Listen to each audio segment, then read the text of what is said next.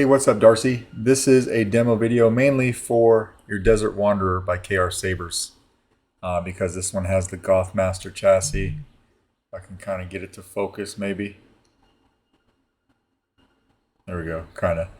But yeah, this has the Goth Master chassis, but you also sent me your mom, your Magic and Myth, just to fix the switches. So I wanted to show you just real quick that the switches are fixed.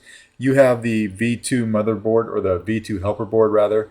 The switches in here were very small. I had to make a spacer between the actual tactiles and the two black buttons out here. But when we turn this on, come in here and flip this kill switch. And we got this going on, and we come over here and hit power. Auxiliary back here. I hit it right on the very edge of this switch. I know my camera is not wanting to really zoom in today, but that far corner back here. All right, and then we turn it off. Everything's good to go there. So I'm going to go ahead and kill the power to this guy. I'll put this off to the side. And then we'll go over your master chassis.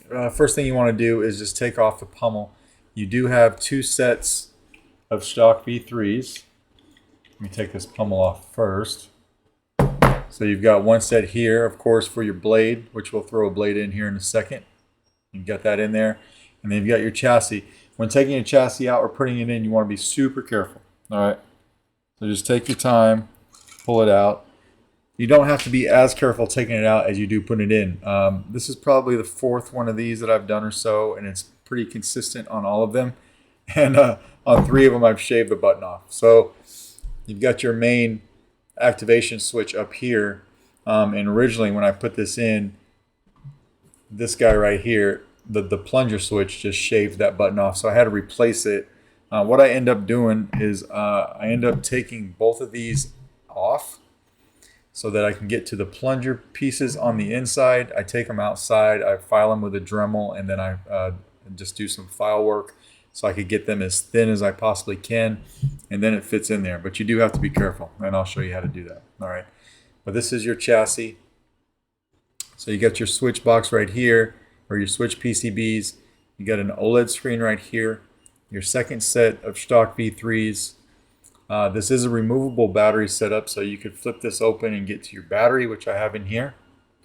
You got a kill switch right here too, but that's accessible with the door closed. All right, you can see it right there. Your speaker blue, it was a KR 28mm, so I took that out. I put a Smuggler's Outpost 28 in here. This one's working fine. All types of stuff going on here, but you've got a 10 pixel accent strip right here. You got another 10 pixel accent strip right here. You've got your crystal chamber. Now, of course, you can take this and open the gate so that you can have access to your crystal and your spinning plasma gate up here, which I'll show you. But you can close that, and it closes on a magnet. If you wanted to get to your board, you could take this guy and flip it up, and you can get to your Proffie board right here. So you can access your SD card and your micro USB and do everything you have to do, although I did use the config that came with the Saber. All right, so we'll close that up. That also closes with a magnet. We'll come over here and flip this kill switch. I'm sorry, Anakin, for all of it. Your OLED screen is working. It's going to go to your battery meter. There it is. You got your crystal pulsing. Then you can see your two accent LED strips going back and forth. So we come over here and turn this on.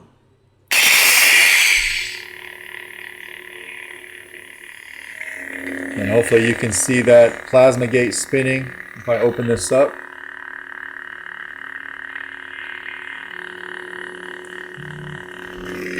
Your V3s shining like they should. That's spinning until you turn it off. And then it stops just like that. All right, so we'll close this up.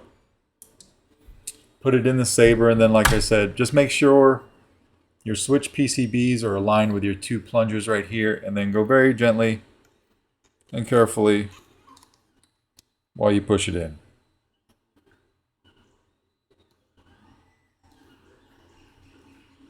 Because if you force something, you will probably break it. All right, and then if you want to give yourself a little bit of a sanity check, you can come over here and hit power. it's working like it should. All right, so we can go ahead and take the pommel, screw the pommel on, just like that, and it locks everything down. We're good to go. Now we can come over here again and hit power, which is the small one.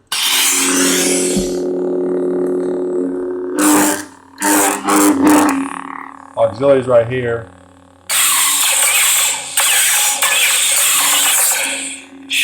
You've got twist off. We'll go ahead and put a blade in. I'm going to put my TriStar blade in here.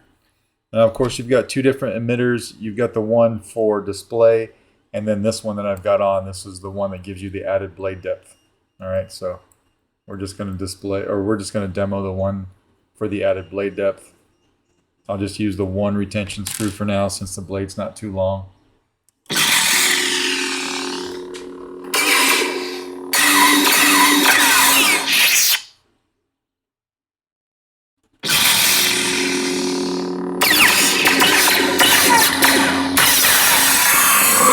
Blade lock up.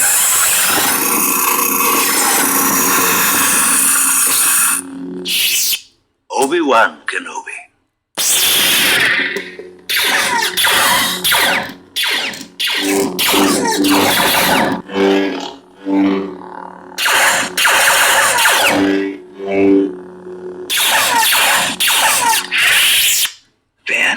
Ben Kenobi?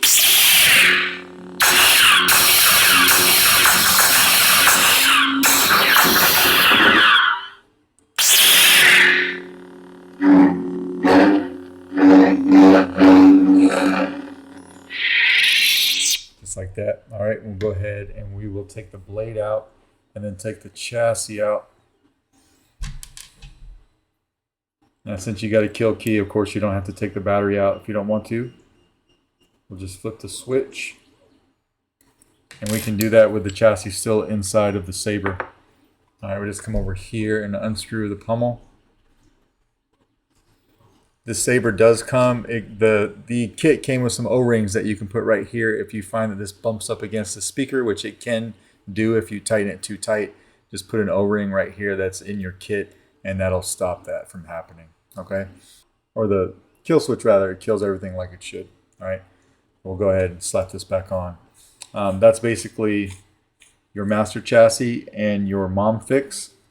Let me know if you got any questions, and if not, we'll get this out in the mail to you tomorrow. Thanks, man.